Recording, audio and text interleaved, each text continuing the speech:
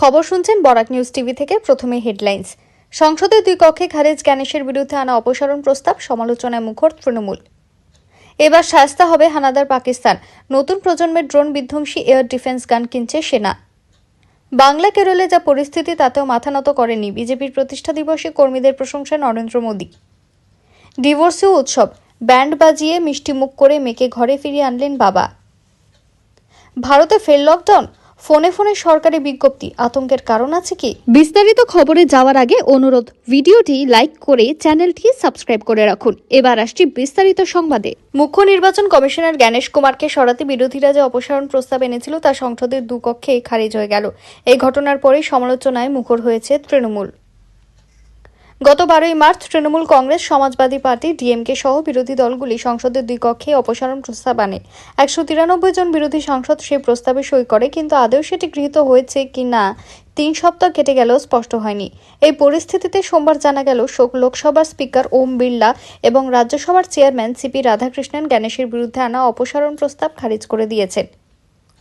গোটা ঘটনায় তীব্র উষ্মা প্রকাশ করেছে তৃণমূলের রাজ্যসভার দলনেতা ডেরেক ওব্রায়ান তার এক্স হ্যান্ডেলে লেখেন, এটাই হবার ছিল। মুখ্য নির্বাচন কমিশনার জ্ঞানেশ কুমারকে অপসারণের নোটিশ খারিজ করে গিয়েছে, কোনো কারণ দর্শানো হয়নি। বিজেপি আমাদের মহান সংসদকে অপমান করেছে, এটা লজ্জার।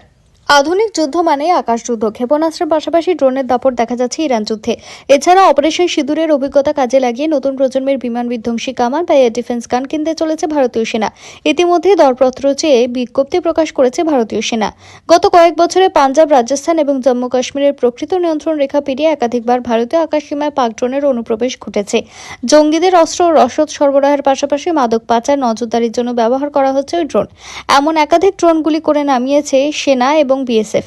এমনকি ভারতের কাছে আকাশ প্রতিরক্ষায় রয়েছে পুরনো বফোর্স L-70 কামান, রাশিয়ার তৈরি ZU-23 বিমান বিধ্বংসী কামান।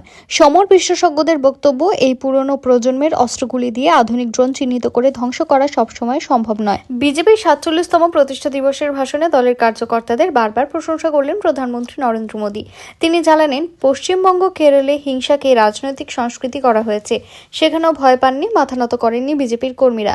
পাশাপাশি মোদী জানিয়ে দিলেন, দেশে তার সরকার এখনো পর্যন্ত অনেক কাজ করলেও কিছু অভিযান জারি রয়েছে। তার মধ্যে রয়েছে অভিন্ন দেওয়ানি বিধি, এক দেশ এক ভোটের মতো বিষয়। সোমবার বিজেপির প্রতিষ্ঠা দিবসে ভিডিও কনফারেন্সের মাধ্যমে নেতাকর্মীদের বার্তা দেন মোদী। সেখানে তিনি কর্মীদের গত 47 বছরের কৃতিত্ব তুলে ধরেন। জানান, বিজেপি যখন ক্ষমতায় ছিল না তখনও কাজ করে গিয়েছেন কর্মীরা। তারপরে তিনি বলেন, বাংলা কেরলে দেখেছি কিভাবে হিংসাকে রাজনৈতিক সংস্কৃতি করা হয়েছে। বিজেপি কর্মীরা এই পরিস্থিতিতেও ভয় পাননি, মাথা নত করেননি। এখানে তিনি থামেননি, আরও বলেন, আজও দেশ সেবার কাজ করছেন কর্মীরা। সবাইকে প্রণাম জানাচ্ছি। এরপরে কর্মীদের উদ্যমের প্রশংসা করেন তিনি। মোদী বলেন, বিজেপি একমাত্র দল যেখানে আমরা সকলকে, পার্টিকে মা মনে করি। একে একে তিনি প্রণাম জানান শ্যামাপ্রসাদ মুখোপাধ্যায়, দীনদয়াল উপাধ্যায় থেকে লালকৃষ্ণ আডবাণী, মুরলী মনোহর যোশীদের।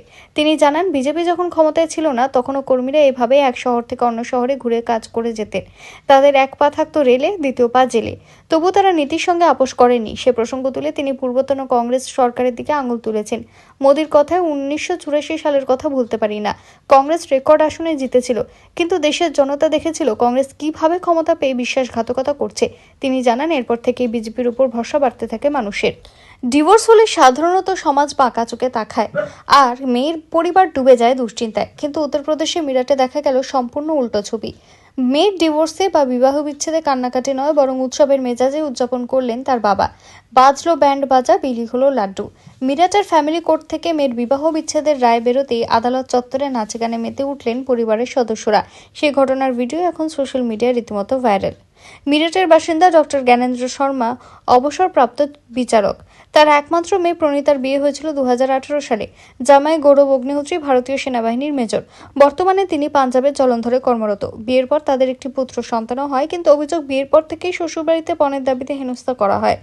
দিনের পর দিন অত্যাচার সহ্য করার পর শেষ পর্যন্ত 2021 সালে তিনি আদালতে দ্বারস্থ হন। শুক্রবার আদালত বিচ্ছেদের রায় দিতে খুশিতে ফেটে পড়েন প্রণীতার বাপের বাড়ির লোকজন। ভাইরাল হওয়া ভিডিওতে দেখা গিয়েছে পরিবারের সদস্যরা কালো রঙের টি-শার্ট পরেছেন।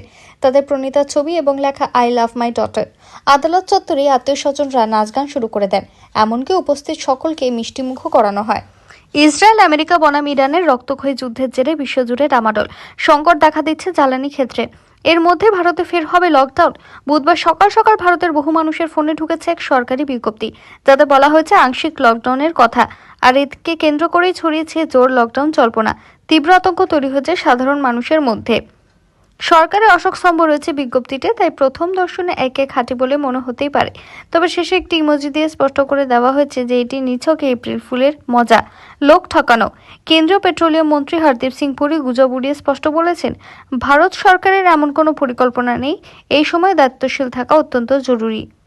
হরমুজ প্রণালী দিয়ে জ্বালানি সরবরাহ বিঘ্নিত হওয়ায় বিশ্বের অপরিশোধিত তেলের দাম বাড়লেও দেশে লকডাউনের খবর সম্পূর্ণ ভিত্তিহীন বলে গত সপ্তাহে জানিয়েছেন কেন্দ্রীয় মন্ত্রী।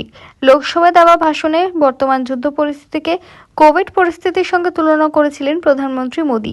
তার কোভিড মহামারীর উল্লেখ থেকে এই গুজবের সূত্রপাত বলে মনে করা হচ্ছে।